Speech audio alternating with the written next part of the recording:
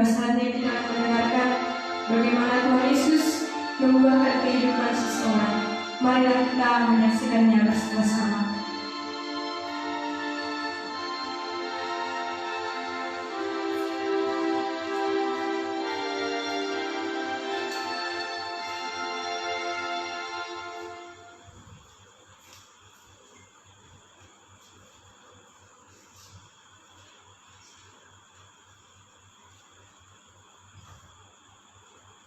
Selamat malam semuanya. Mari kita berdoa. Puji syukur bagi Tuhan, di mana setiap kehidupan kami Engkau selalu memimpin dan Engkau selalu menolong. Kami bersyukur kepadamu, Engkau Allah yang mengasihi kami, Engkau Allah yang penuh belas kasihan. Kami manusia berdosa, kami yang melakukan dosa, tetapi Engkau yang menderita di atas kayu salib. Terima kasih Tuhan pengorbanan-Mu dalam kehidupan kami. Maka pada saat ini Tuhan, kami serahkan seluruh jiwa kami dalam tangan-Mu.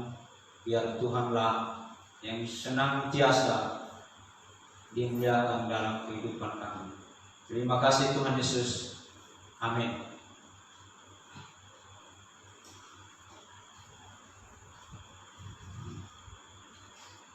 Baik, selamat malam semua. Saya perkenalkan, nama saya Ian Warimule dan sekarang dipanggil Bapak Nikita. Saya mau menyaksikan bagaimana Tuhan Yesus menjumpai saya secara pribadi. Latar belakang saya terlahir dari keluarga yang beragama, tetapi tidak paham, tidak mengerti dengan Tuhan. Jadi pada waktu saya kecil, saya diajar ke gereja, bahkan kalau bisa dikatakan hari Minggu itu, kalau saya tidak ke gereja, saya dimarahi sama mama saya. Jadi saya ke gereja setiap hari Minggu, diajari untuk bagaimana supaya saya mendapatkan keselamatan. Tetapi yang saya rasakan setelah saya SD, SMP, kami rajin ke gereja, tetapi penyembahan berhala juga tetap kami lakukan. Bahkan sering dulu kalau ada di antara kami yang sakit, kalau ada di antara kami yang menderita penyakit, maka orang tua kami pergi berdukun, pergi ke kuburan untuk meminta pertolongan kepada roh-roh di kuburan. Jadi setelah saya tamat SMA, saya mengambil satu keputusan bahwa saya merantau di Medan. Mulai dari Medan, saya mulai belajar mencari Tuhan. Yang ada di pikiran saya, yang ada di dalam hati saya, bagaimana supaya saya ini diselamatkan, supaya saya ini masuk surga. Nah, mulai dari situ saya rajin ke gereja, saya mengikuti KKR, bahkan saya ambil keputusan lagi untuk masuk sekolah teologi. Dengan tujuan apa? Supaya saya diselamatkan. Saya berpikir dulu kalau keselamatan itu bersumber dari pribadi saya, dari hati saya, dari perbuatan saya. ternyata semua apa yang saya lakukan, apa yang saya perbuat tidak membuat jiwa saya tenang. Saya dulu rajin ke gereja. Saya dulu sering ikut kegiatan di gereja. Kenapa seperti itu? Supaya saya diselamatkan. Ternyata setelah itu semua saya capek dalam melakukan segala sesuatu. Setelah saya masuk kuliah, saya belajar. Di sana pun saya tidak menemukan jawaban apa yang saya cari itu. Setelah itu saya mencari terus, di mana-mana ada KKR saya ikuti. Bahkan ada yang mengajak saya, kalau kau mau diselamatkan, maka kamu dibaptis. Setelah saya dibaptis, saya lihat dalam pribadi saya tidak ada perubahan. Dosa terus berjalan, dosa yang memimpin saya terus. Saya bertanya, Tuhan, kok semakin saya mencari Engkau, dosa semakin kuat menyatakan dirinya dalam kehidupan saya. Jadi setelah saya melakukan hal seperti itu, berjumpalah dengan hamba Tuhan yang mengarahkan saya ke dalam jalan kebenaran. Setelah saya belajar, maka saya mulai sadar bahwa saya ini lahir di dunia ini sudah dikuasai oleh dosa. Nah, setelah lama belajar di dalam Roma 7 itu dikatakan bahwa apa yang ingin saya lakukan, tetapi yang baik yang ada di dalam hati saya, tetapi yang keluar adalah dosa. Maka saya belajar terus dan belajar mengenal Tuhan.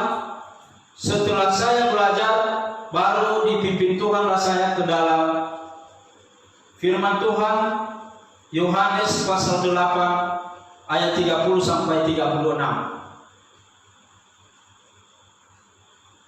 Di ayat 30 dikatakan, setelah Yesus mengatakan semuanya itu, banyak orang percaya kepadanya. Dari situ saya sadar bahwa saya juga sudah percaya kepada Yesus. Saya sudah percaya kepada Yesus, tetapi kenapa setiap hari yang saya alami dosa terus?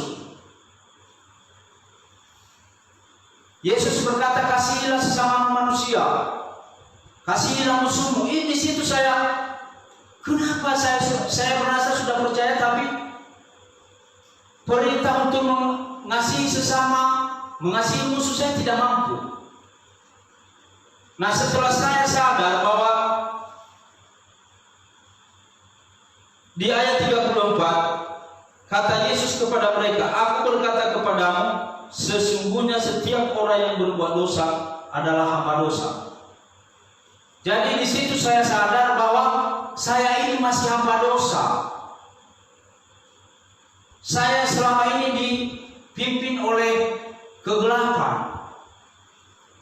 Nah, setelah saya sadar bahwa semuanya itu saya ini perlu dibebaskan, maka di ayat 36 dikatakan, Tuhan berfirman, jadi apabila anak itu memerdekakan kamu, kamu pun benar-benar merdeka. Saya bertanya, siapa yang anak itu yang memerdekakan saya dari dosa saya tadi?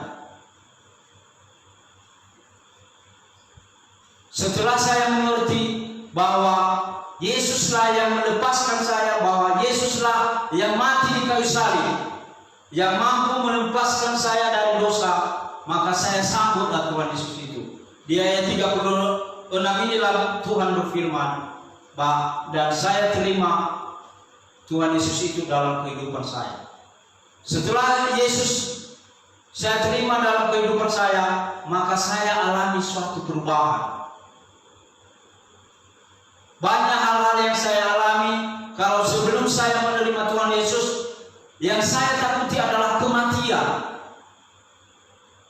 Saya sangat takut kematian. Kalau dulu orang tua saya sakit, saudara saya sakit, saya berjalan sambil nangis-nangis, minta tolong sama Tuhan supaya saudara saya ataupun orang tua saya terhindar dari kematian. Nah, setelah saya menerima Yesus, ternyata yang ditakuti itu bukan kematian, tetapi yang ditakuti itu ketika kita tidak menerima Yesus, ketika kita tidak ditebus dari kuasa kegelapan. Jadi kalau saya sebelum beriman dulu, saya sangat kagum kepada orang yang kaya, kagum kepada orang yang sukses, yang cerdas, yang pintar. Saya kagum kepada orang yang sudah menjabat. Bagaimana supaya saya bisa seperti orang demikian? Tapi setelah saya mengenal Yesus, saya malah kasihan kepada orang-orang yang memiliki kekayaan seberapapun. Karena kenapa? Kalau dia tidak menerima Tuhan Yesus, maka hidupnya akan sia-sia. Walaupun sehebat apapun dia, berapa kali dia menjabat, tetapi kalau dia tidak menerima Tuhan Yesus, maka itu semua akan sia-sia. Itu semua akan ditinggalkan. Nah, oleh karena itu saya mengajak saudara-saudari dimanapun berada, jangan tenang dan jangan aman memiliki KTP sebagai orang Kristen. Kalau saudara tidak menerima Tuhan Yesus secara pribadi, maka sia-sialah saudara menjadi orang Kristen. Saya mau katakan bahwa menjadi orang Kristen ataupun punya KTP menjadi orang Kristen bukan patokan diselamatkan. Tetapi siapa yang menerima Tuhan Yesus secara pribadi, maka itulah yang diselamatkan. Jadi banyak perubahan yang saya alami dalam kehidupan saya setelah saya menerima Kristus. Yang dulu saya pendendam, yang dulu saya pembenci, sekarang saya bisa mengasihi siapapun. Sekarang saya sudah bisa memberitakan kasih yang besar kepada dari Allah yang diberikan Allah kepada setiap orang yang ada di dalam dosa. Nah, itu sebagai kesaksian saya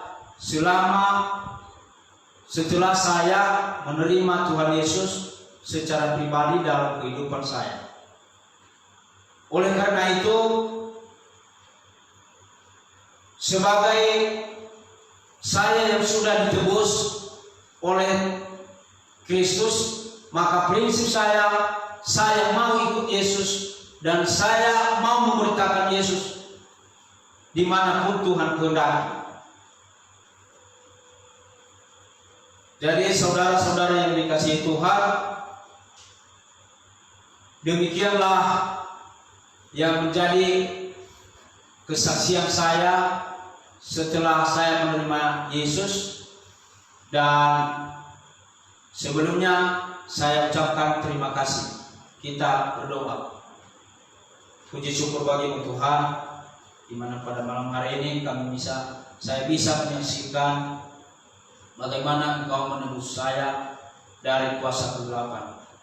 Tuhan Yesus, saya sangat bersyukur kepadamu, di mana kasih-Mu Engkau limpahkan dalam kehidupan saya. Terima kasih Tuhan Yesus. Inilah hidup saya saya serahkan dalam tanganmu. Di dalam nama Yesus saya berdoa dan bersyukur. Amin.